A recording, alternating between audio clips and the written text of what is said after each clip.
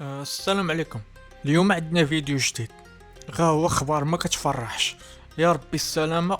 وقعت في مدينه السماره باقليم الصحراء المغربيه 4 الانفجارات في ليله السبت والحد اللي خلات مقتل شخص واحد الله يرحمه واصابه 3 اشخاص الله يشافيهم، وجوج منهم في حاله خطيره. والسلطات المحليه قالت ان المناطق مختلفه في المدينه تعرضت للانفجارات.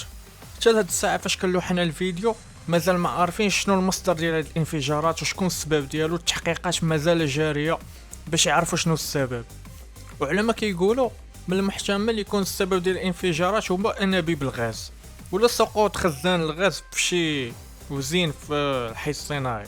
وبزاف المواطنين خرجوا قال لك كلشي تخلع. الله يحفظ بلادنا والصحراء المغربيه، الله الوطن الملك من طنجة لقويره، والله يحفظ بلادنا.